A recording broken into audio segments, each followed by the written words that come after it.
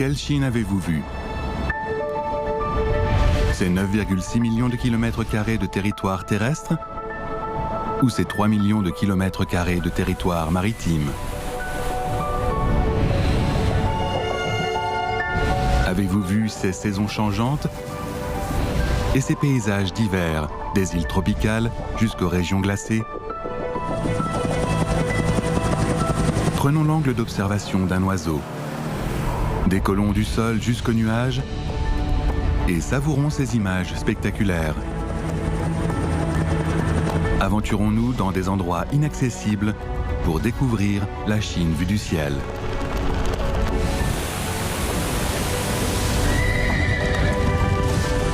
Même si vous vivez tous les jours ici, ces paysages qui vous sont familiers ne seront plus les mêmes.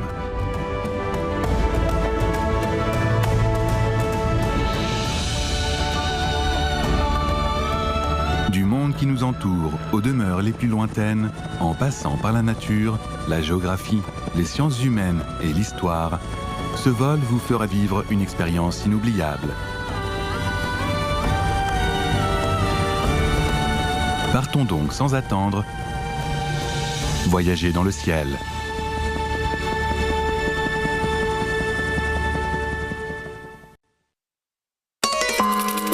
Le Yunnan est situé à la frontière sud-ouest de la Chine. Au nord-ouest de la province se trouvent les monts Hongduan, la chaîne de montagnes orientée nord-sud la plus longue et la plus large de la Chine. À l'est se trouve le plateau Yunnan-Guizhou, l'un des 4 grands plateaux de la Chine. On retrouve à la fois le climat polaire, le climat tempéré et le climat tropical au Yunnan. Son relief compact et riche et ses types de climats variés en font un royaume de la flore et de la faune. 26 des 56 groupes ethniques de Chine y vivent depuis des générations. En dévoilant le mystère d'une zone interdite de glace et de neige, notre voyage commence. Descendons la montagne sur la neige et la glace pour atteindre une rivière gelée. En suivant les plus courageux, affrontons un torrent fougueux. Et enfin, grimpons jusqu'au sommet de la montagne pour attendre le printemps avec les yaks.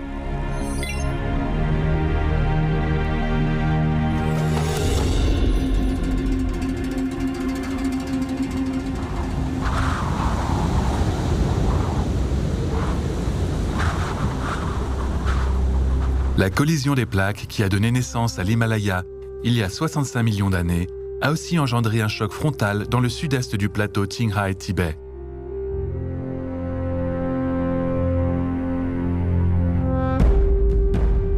Des forces gigantesques se sont affrontées pour donner naissance à des plis-failles qui sont devenus 7 chaînes de montagnes parallèles qu'on appelle les monts Hongduan.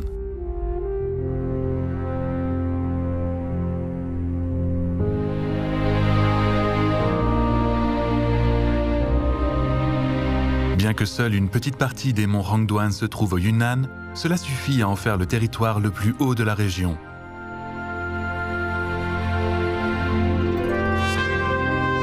Ces monts si hauts et si vastes qui se superposent sont destinés à retenir tous les voyageurs.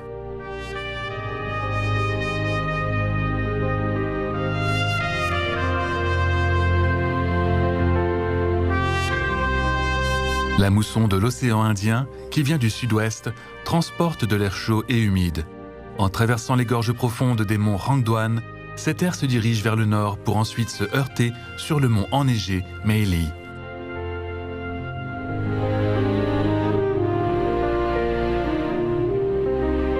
Il s'agit là d'un immense groupe de montagnes enneigées. Plus d'une douzaine de pics de plus de 6000 mètres d'altitude entoure le pic Kawagobo de 6740 mètres d'altitude.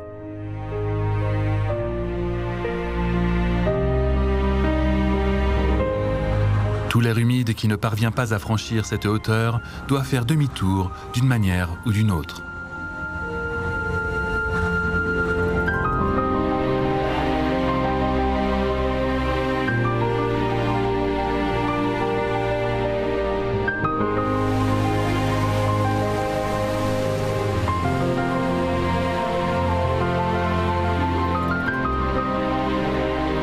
Incapables de monter vers le nord, les eaux qui sont interceptées convergent ici pour se diriger ensemble vers le sud, laissant derrière elles des merveilles.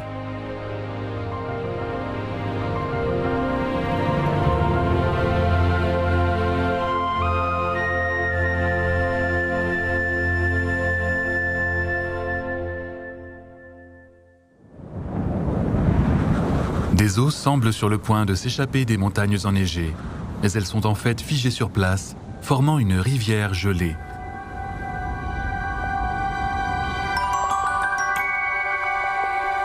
Bien qu'il semble immobile, voici le plus rapide des glaciers des monts Rangduan.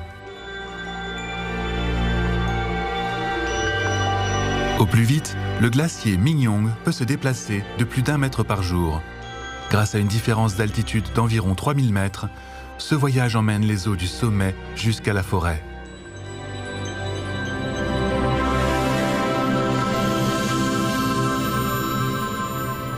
Le mouvement des glaces qui se brisent et s'écrasent les unes contre les autres peut parfois résonner dans toute la vallée.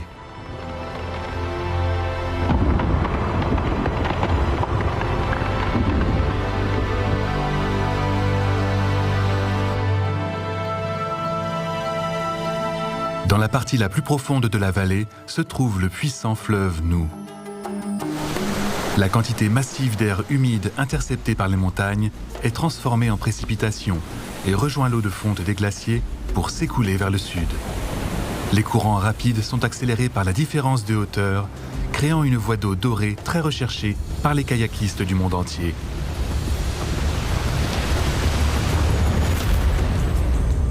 Entre ces berges imposantes, le fleuve Nu a taillé cette gorge, dont la profondeur moyenne est de 2000 mètres.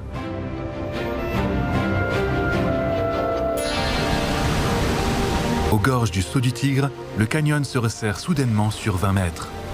Les courants puissants doivent traverser ce passage étroit.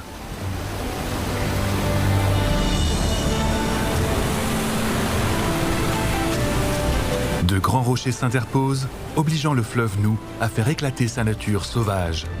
Les grands maîtres qui poursuivent cette nature sauvage se précipitent vers ici pour se déchaîner avec les torrents fougueux.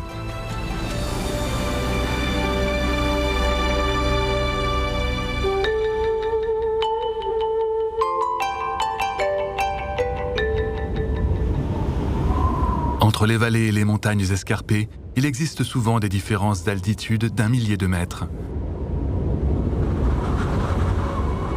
Le climat change avec les hauteurs et la flore et la faune trouvent leur propre territoire ici.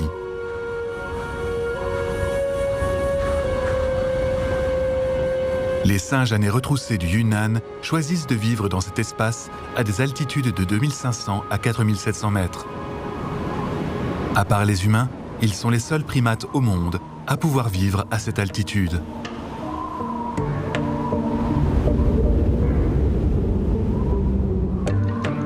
Il s'agit d'une espèce endémique en Chine.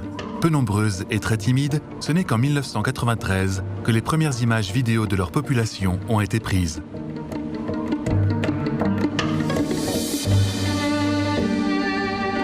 Loin des humains et vivant dans un monde isolé au sommet des montagnes enneigées, les singes à nez retroussés sont parmi les animaux les plus soucieux de leur apparence.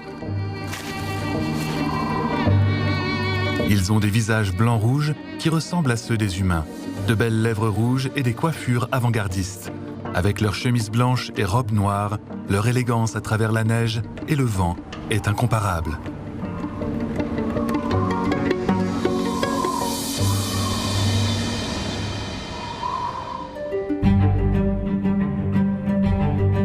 Du bas vers le haut, le climat varie d'une altitude à l'autre. Avec le changement des saisons, les yaks changent de pâturage selon les hauteurs.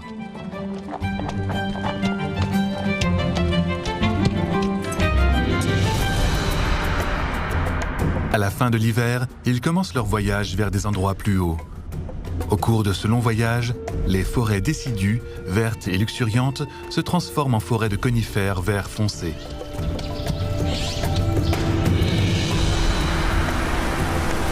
La jungle est épineuse, les rapides et pentes sont nombreuses, et le danger peut survenir à tout moment.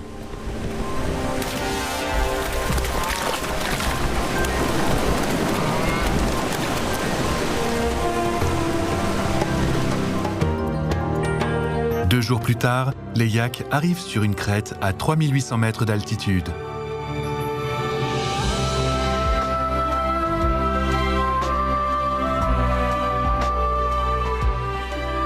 L'herbe sur le sol sera plus abondante de jour en jour. Bientôt, ils pourront profiter de cette prairie réservée pour eux pendant un long été.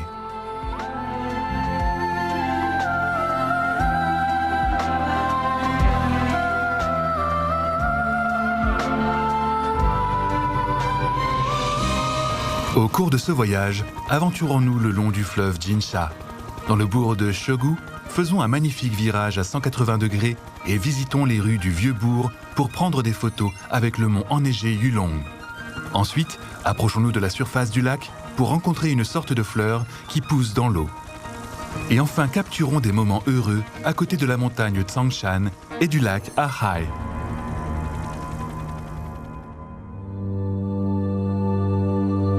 Le fleuve Jinsha est la partie supérieure du fleuve Yangtze et aussi son affluent principal. Son cours au Yunnan se dirige d'abord vers le sud, mais il se heurte ici à de grandes montagnes qui l'obligent à changer de direction et à faire un grand virage de plus de 100 degrés.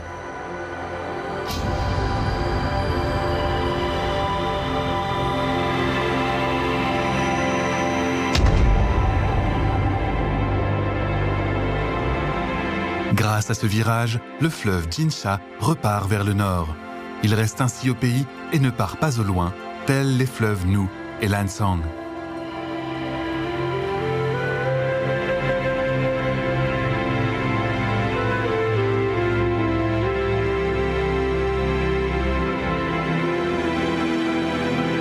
Après le virage, il absorbe d'autres affluents et se jette dans un fleuve encore plus grand. Le cours principal et les affluents convergent et à partir d'ici, il porte un nom encore plus retentissant, le Yangtze.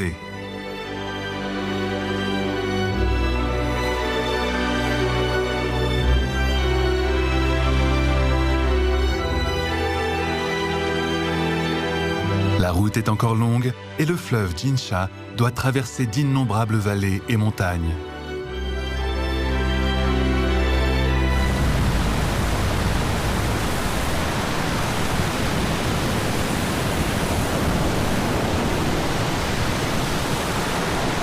Ici, la gorge, avec une dénivellation de près de 4000 mètres, ne laisse qu'un passage très étroit au courant du fleuve. À son point le plus étroit, il ne fait que 20 mètres de large. Le fleuve est presque étranglé.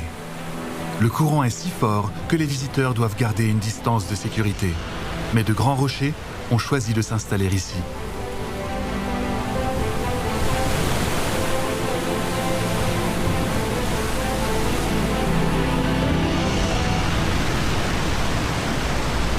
Les vagues, bien qu'immenses, n'arrivent pas à couvrir ces rugueux rochers qui, avec leur puissance, émergent.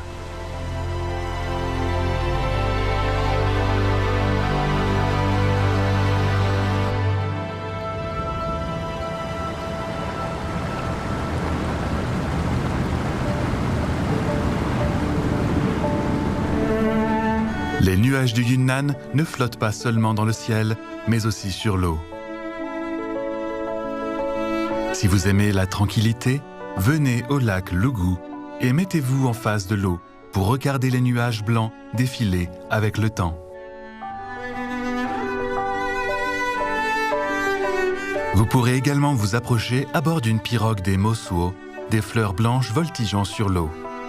Leur nom scientifique est Otelia acuminata, mais on les appelle fleurs qui flottent dans l'eau. Ne croyez pas qu'elles dérivent avec le courant, leurs racines sont bien accrochées au fond du lac.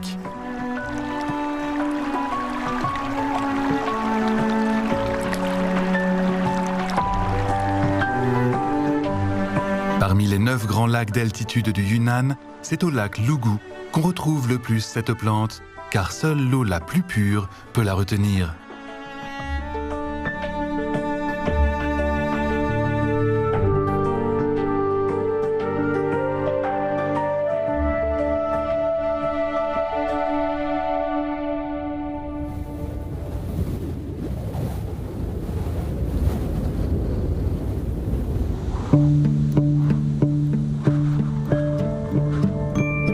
Chaque personne qui visite Lijiang en tombe amoureux d'une manière différente. Les bâtiments en bois et les routes en pierre, l'eau qui coule et les belles fleurs. Mais un binôme séduit tout le monde, celui de la ville ancienne et du mont enneigé Hulong.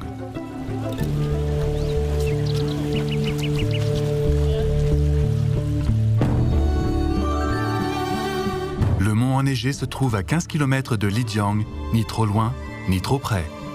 Sans lever la tête, on sent sa forme écrasante. Les gens se font leur première impression sur Lijiang à travers ce mont enneigé.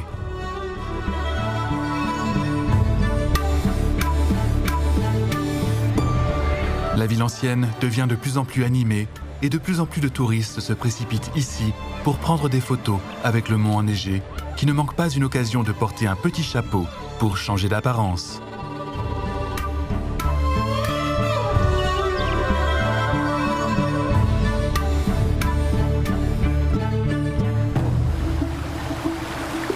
À Dali, le mont Tsangshan et le lac Arhai sont des incontournables. Les deux forment un couple inséparable, bénissant les hommes et femmes qui viennent ici.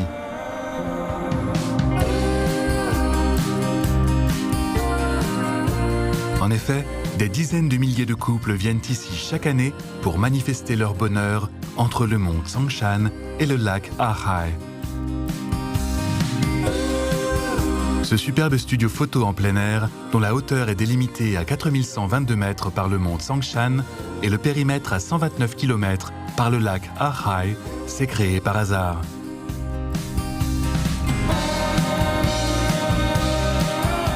Le climat doux et agréable toute l'année permet aux jeunes filles de prendre des photos toute la journée dans leur robe de mariée. En outre, le studio dispose de lumières que les éclairagistes ne peuvent recréer, des décors que les décorateurs ne peuvent pas construire, et il y a même des figurants gratuits.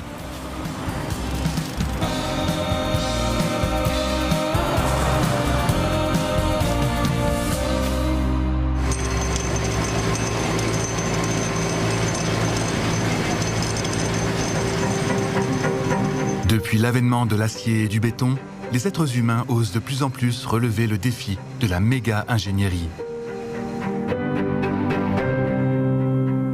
Dans le grand canyon du fleuve Jinsha, rien ne peut être décrit comme massif.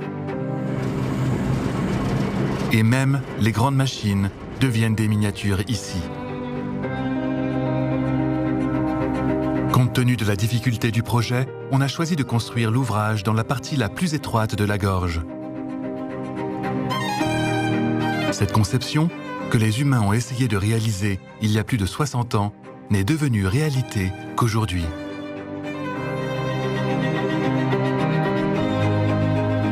Une fois achevé, cet ouvrage deviendra la deuxième plus grande centrale hydroélectrique du monde après celle des Trois Gorges. La capacité annuelle moyenne de production d'électricité dépassera les 60 milliards de kilowattheures. Le fleuve Jinsha, avant de devenir le fleuve Yangtze, transforme l'énergie propre contenue dans les vallées de l'ouest de la Chine en électricité, qui est transmise vers les grandes régions à l'est, en aval du fleuve, où l'activité économique est plus intense.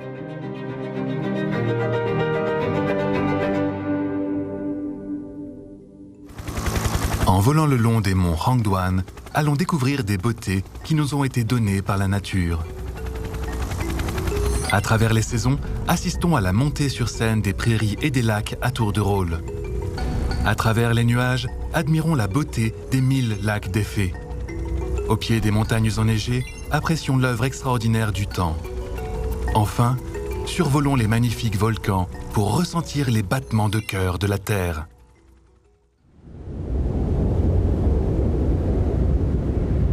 Il existe de nombreuses provinces chinoises dont les noms sont associés aux montagnes, rivières, lacs et mers sur la Terre, à l'exception du Yunnan, dont le nuage, Yun, vient du ciel.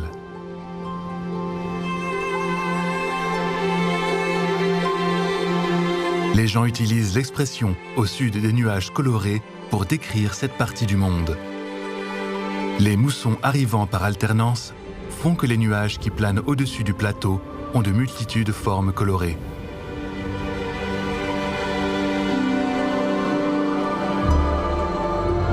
Dans le nord-ouest du Yunnan, les nuages vont et viennent, créant un monde de lumière et d'ombres spectaculaires. Shangri-La était au départ un lieu imaginaire décrit par un écrivain occidental dans son roman il y a plus de 80 ans.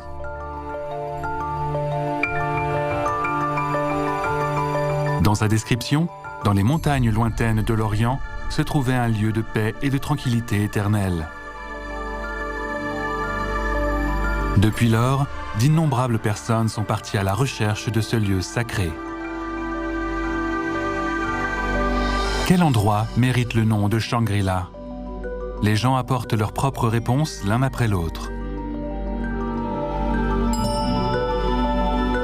Ce n'est qu'en 2001 que Shangri-La est devenu véritablement un nom de lieu. Après plus de 60 ans de recherche, seul cet endroit pouvait recevoir cet honneur exceptionnel.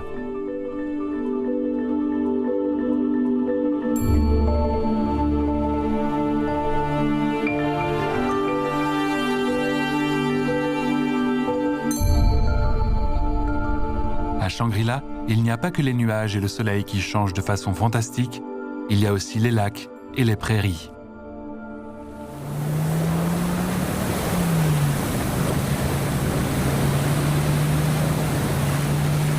Les habitants du Yunnan appellent les lacs Hai, mer en français. La mer de Napa est donc un lac.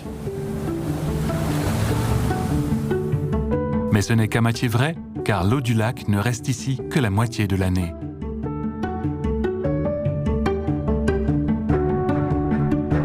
L'autre moitié, l'eau se retire pour faire place à la prairie Hila.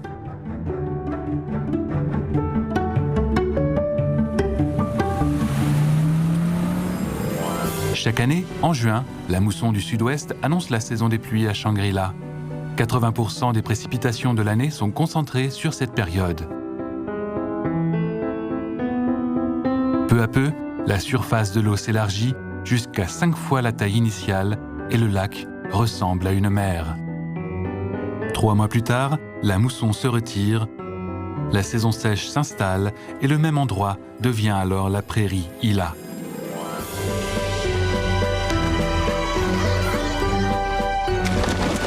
Les prairies et marais sont des habitats riches en nourriture et ouverts sans condition aux animaux.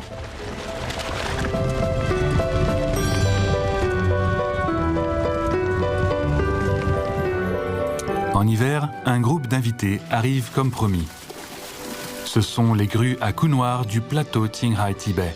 Elles passeront l'hiver ici ensemble avec leurs compagnons.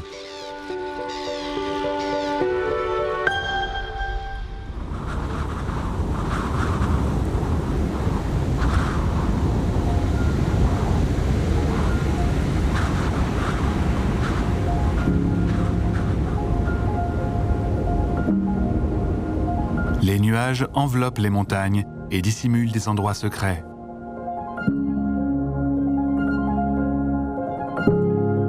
Les lacs, éparpillés dans les montagnes, sont les empreintes laissées par les glaciers lors de leur passage dans les temps anciens.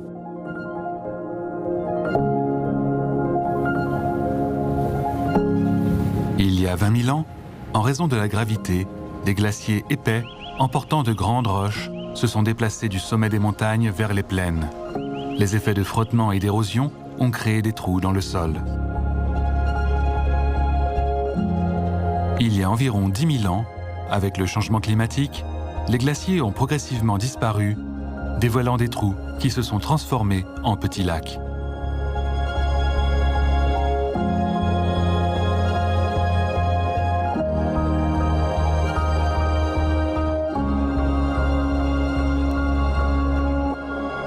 Les habitants locaux appellent cet endroit l'Amu Dongzuo, ce qui signifie les 1000 lacs des fées.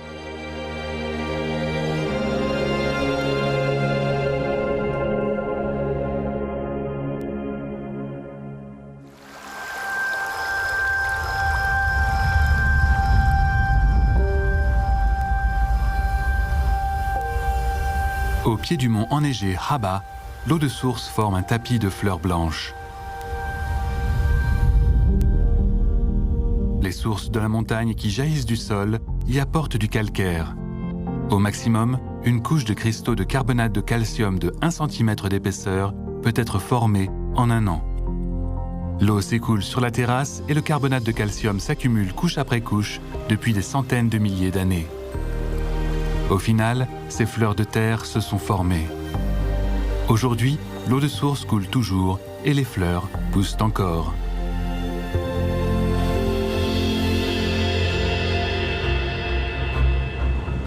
Entre le mont enneigé Haba et le mont enneigé Hulong, un spectacle aérien sans public prend place.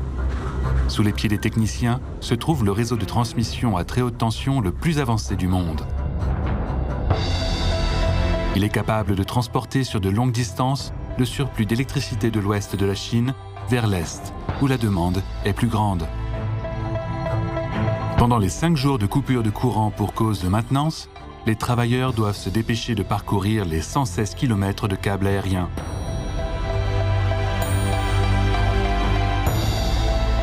Une promenade sur les nuages demande de la prudence, mais aussi de la vitesse et du courage.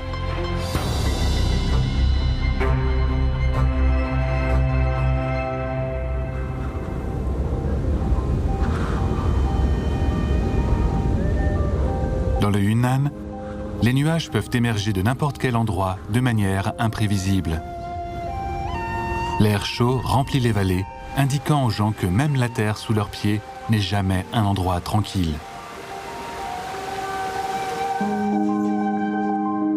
Avec plus de 80 sources thermales, Tangchong est une zone où se concentrent des activités géothermiques. Cette piscine ronde est connue sous le nom de Grande Marmite de mer chaude. L'eau peut y dépasser les 90 degrés Celsius.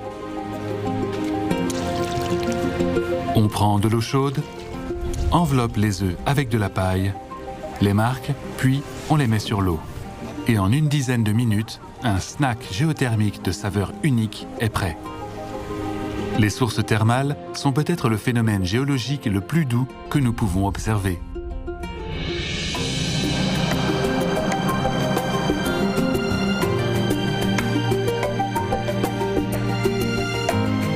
La Terre n'était pas si douce autrefois, et les 99 volcans que l'on retrouve ici sont le résultat de son caprice. Aujourd'hui, les volcans sont endormis, mais les nombreuses sources géothermiques indiquent aux gens qu'il y a de l'énergie cachée profondément sous terre.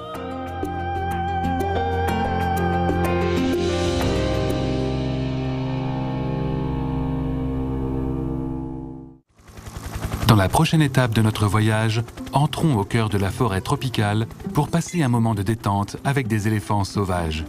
Puis, partons sous le soleil du matin pour récolter des feuilles de thé fraîches et au coucher du soleil, faisons voler des lanternes ensemble au bord du fleuve Lansang pour réaliser nos vœux.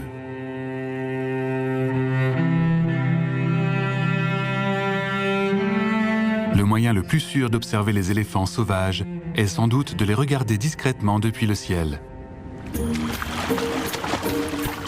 Les forêts tropicales de Xishuangbanna au Yunnan abritent la seule population d'éléphants sauvages de Chine. Ils sont les propriétaires de cette forêt et aussi le plus grand animal sauvage terrestre du pays. Mais ils ont besoin d'une attention particulière lorsqu'ils passent sur les routes des êtres humains.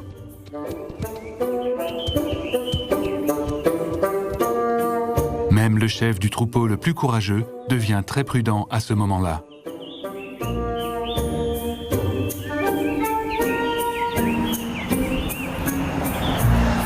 Un gardien en patrouille au loin fait signe au véhicule de s'arrêter.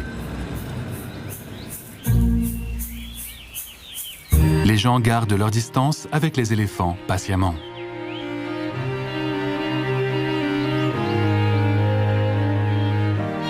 Ce genre de rencontres peuvent avoir lieu tous les jours. Les hommes et les animaux se respectent et ne se dérangent pas.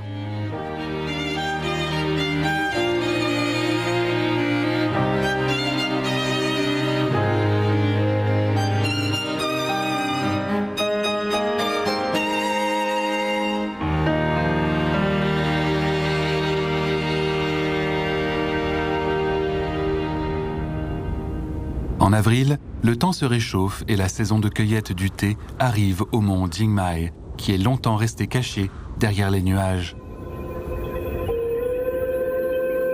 Les gens sont partis de nuit. Après avoir gravi la montagne pendant plus de 4 heures, ils arrivent au sommet tôt le matin et de manière inattendue, ils entrent dans cet endroit féerique sur les nuages.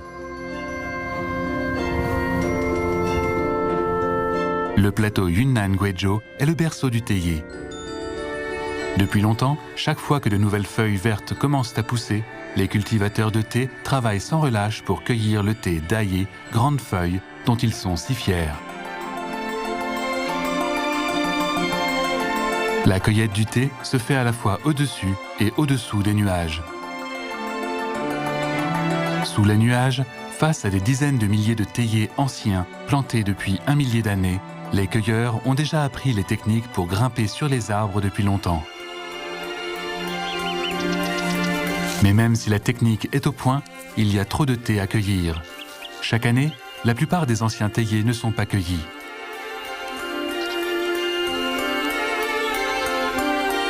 Ils plantent des théiers et cueillent du thé comme cela depuis des générations.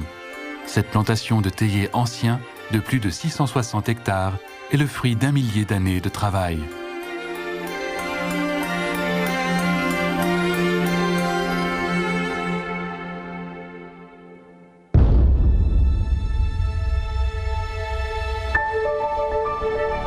Le Yunnan est la province où habite le plus grand nombre de minorités ethniques en Chine. Les fêtes traditionnelles de chaque groupe ethnique sont souvent d'excellents moyens pour les personnes d'autres ethnies d'apprendre à se connaître. La fête de l'eau fait connaître le peuple Dai au monde extérieur depuis de nombreuses années. Ils accueillent avec le plus grand enthousiasme ceux venant de tout le pays pour célébrer la fête ensemble.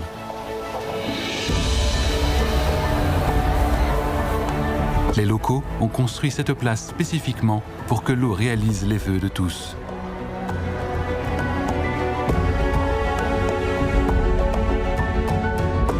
Le principal champ de bataille pour les habitants de Jinghong se situe au bord du fleuve Lansang.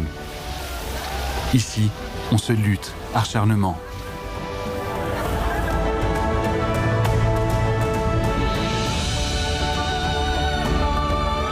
Au fond des rues, on assiste à des scènes de guérilla, des combats frontaux et des batailles tranchées, avec des munitions qui viennent de casseroles, bols, pots et bassines. Les grands gagnants de cette joyeuse bataille sont ceux qui repartent complètement trempés.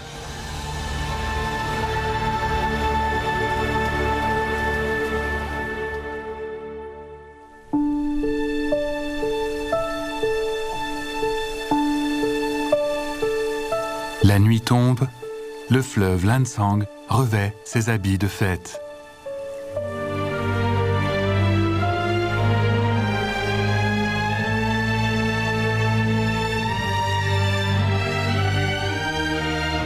Après 20 heures, les gens allument les lanternes célestes pour envoyer leurs vœux et souhaits au ciel.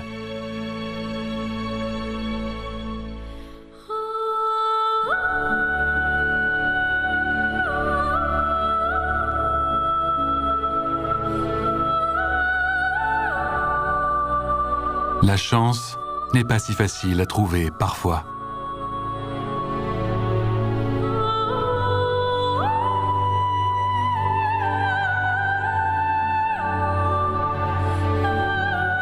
Et souvent, il faut de la patience pour atteindre le bonheur.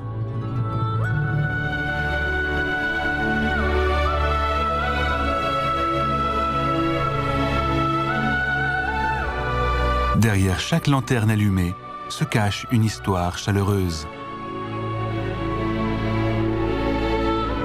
À cet instant, personne ne se sent seul. Car des milliers de joies et d'espoir se lèvent et se dirigent vers nous massivement.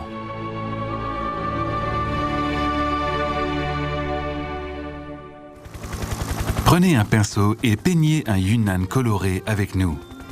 À partir de la terre rouge de Dongchuan, ouvrons un trésor de couleurs, puis, dans un champ de fleurs de colza, embrassons le printemps doré, Et enfin, en visitant des rizières en terrasse, admirons l'art coloré créé par les travailleurs.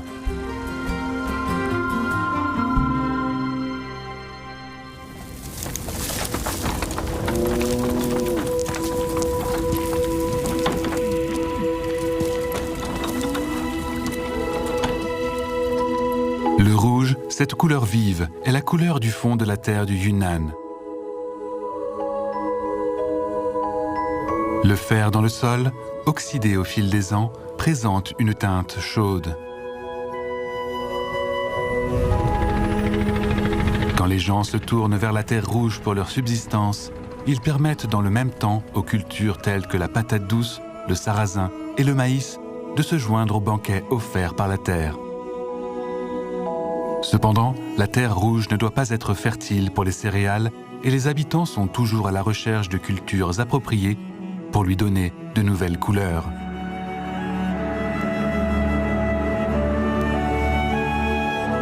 En janvier, alors que la majeure partie de la Chine est encore dominée par le noir et le blanc de l'hiver, Luoping, sous les courants d'air chaud et humide du sud-ouest, est déjà couverte de couleurs dorées. Il s'agit du plus grand jardin artificiel au monde. Les fleurs de colza sont les vedettes du spectacle. Lorsque les colzas fleurissent, les apiculteurs doivent continuer de se déplacer avec leurs abeilles pour trouver les endroits où les fleurs sont les meilleures.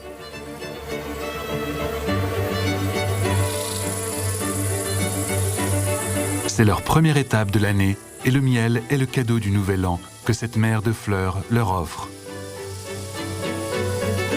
Outre le miel, qui n'est qu'un sous-produit, chaque année, ces colzas peuvent produire plus de 50 000 tonnes d'huile végétale.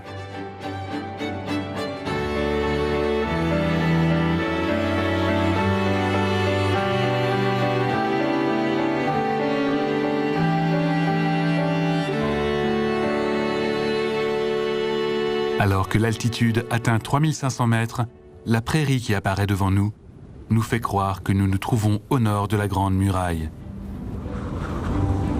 Le climat froid fait disparaître les arbres, mais les pentes de montagne restent colorées du vert des herbes.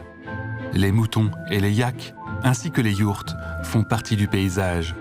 Seul le feutre de laine des bergers est particulier. Drapé sur leur corps, il peut les protéger contre le vent froid et plié, il peut servir de petite tente.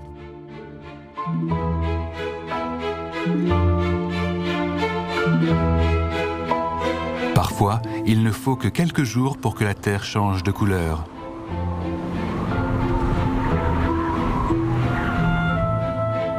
Lorsque les premières neiges tombent, les prairies se transforment en un monde blanc.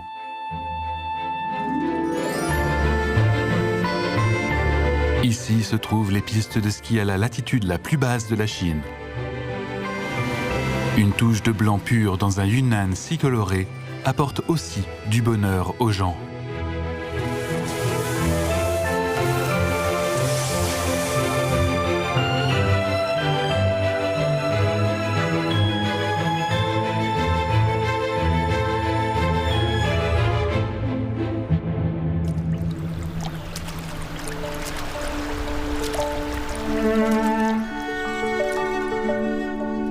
La culture des champs transforme le mont Ailao en une œuvre d'art de traits et de couleurs. Depuis 1300 ans, le peuple Hani continue à créer son œuvre, c'est-à-dire sculpter les montagnes en créant de nombreuses terrasses qui ont parfois plus de 3000 niveaux à certains endroits.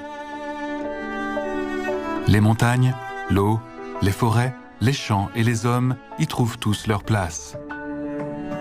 Les bois au sommet des montagnes retiennent la pluie. Les hommes habitent au milieu des pentes pour profiter de plus de lumière. En bas des pentes couvertes de terrasses, les canaux sont remplis d'eau à tour de rôle, de sorte que chaque terrasse soit irriguée. Les traits sont dessinés. Maintenant, il faut juste attendre le changement de saison qui les colorera. Au printemps, les terrasses sont animées. On laboure les champs et on repique les plants de riz.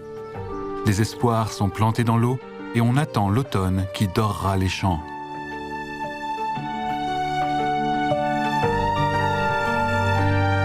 Après la récolte, les terrasses sont remplies d'eau de nouveau. Tout en reflétant le ciel, elles attendent l'arrivée d'une nouvelle année.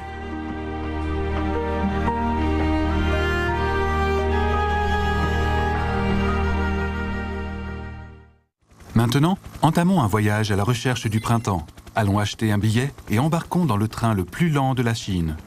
En passant par la ville natale d'Ashima, allons dans le plus grand hangar de train à grande vitesse du sud-ouest. Ensuite, suivons les mouettes rieuses et survolons les rues de la ville printanière de Kunming. Enfin, faisons un tour dans le marché aux fleurs pour assister à une scène splendide présentée par de nombreuses fleurs vedettes.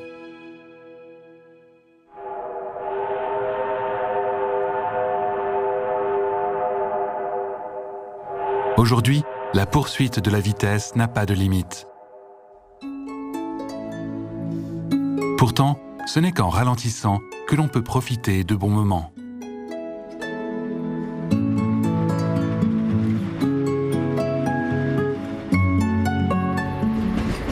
Les trains à grande vitesse atteignent une vitesse de 350 km/h, mais à Jianshui, la vitesse de ce petit train n'est que de 25 km/h. Une voie ferrée standard fait 1,435 mètres de large. Celle de Jianshui ne fait que 1 mètre de large. Ce chemin de fer a été construit en 1915. 100 ans plus tard, la remise en service de cette ligne de petits trains a permis aux gens de profiter d'un voyage au ralenti.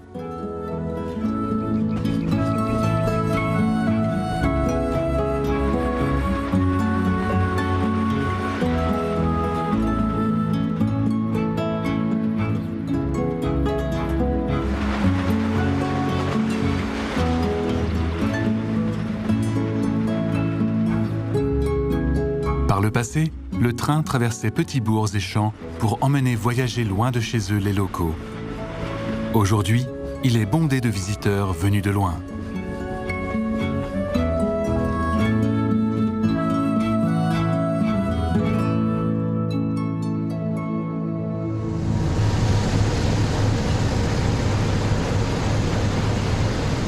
De la voie métrique à la ligne à grande vitesse, en passant par la voie normale, l'ancienne extrémité du réseau ferroviaire national se transforme progressivement en un hub ferroviaire international connectant la Chine à l'Asie du Sud et l'Asie du Sud-Est.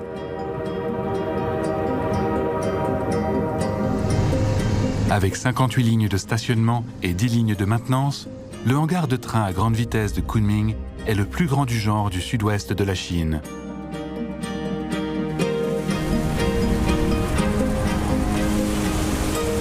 Après une journée de service, le moteur est éteint et les poussières sont nettoyées. Il est temps pour le train de se reposer. A contrario, l'équipe d'entretien s'active de plus belle. Les travailleurs doivent se précipiter pour contrôler, tester et réparer ces trains à grande vitesse afin qu'ils puissent continuer à rouler normalement après la nuit.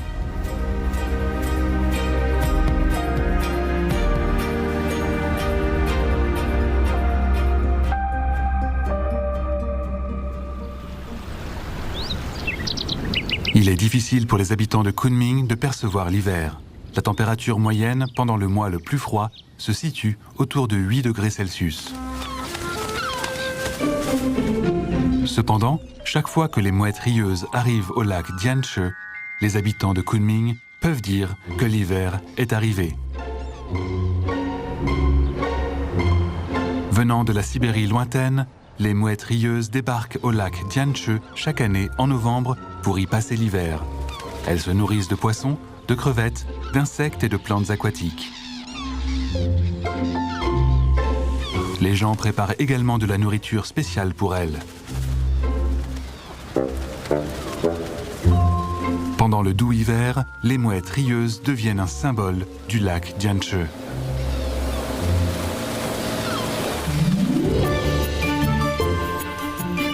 En 1985, plus de 9000 mouettes rieuses sont venues à Kunming pour la première fois. Depuis lors, la ville est devenue leur foyer.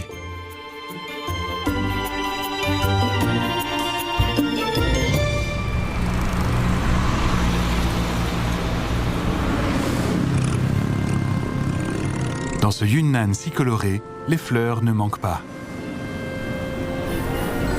En tant que ville printanière, il est naturel pour Kunming de choisir la couleur la plus spéciale pour décorer ce long printemps.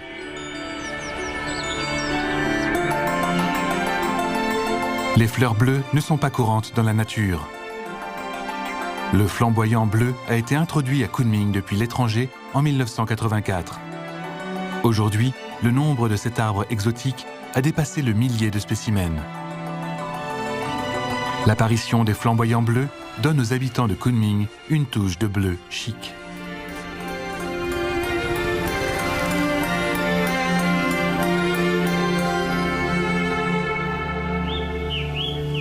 En dehors de la ville, la terre rouge du Yunnan, un sol à faible rendement pour les cultures, est pourtant un paradis pour de nombreuses fleurs.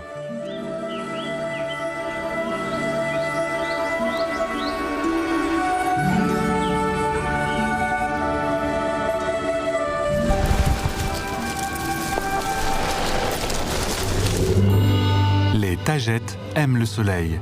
La lumière abondante et le climat doux du Yunnan leur permettent de prospérer et de former de grands tapis dorés.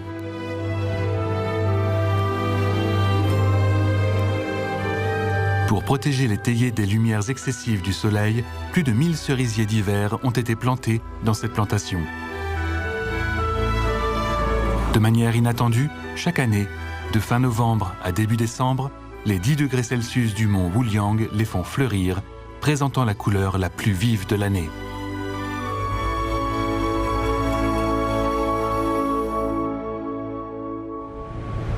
La beauté des fleurs est éphémère et elle doit être immortalisée le plus rapidement possible dans les régions du monde qui ont besoin d'elle pour la décoration. Chaque soir, le marché aux fleurs ouvre ses portes et les floriculteurs cherchent le meilleur emplacement pour les fleurs qu'ils viennent de cueillir dans la journée. Dans ce marché, il y a toujours de bonnes places qui sont réservées aux personnes les plus actives où la règle est « premier arrivé, premier servi ». Le marché aux fleurs de Donan est le plus grand marché de fleurs fraîchement cueillies de l'Asie. En Chine, en tant que marchandise, 7 fleurs sur 10 viennent d'ici. Tôt le matin, les écrans montrent les cours du marché aux enchères de fleurs. Les gens concluent les transactions de grandes quantités de fleurs avant la levée du jour. Une fois l'accord scellé, les fleurs sont transportées rapidement vers les gares ou aéroports et arriveront, au plus tôt dans la matinée, dans des lieux éloignés de plus de 1000 km.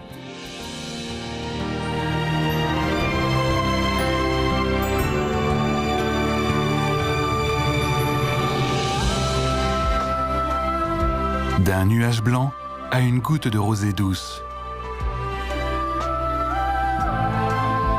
D'une ville printanière à une plante. D'une saison de prospérité à un moment de floraison. Grâce à ces fleurs, la beauté et les arômes du Yunnan sont transmis partout dans le monde.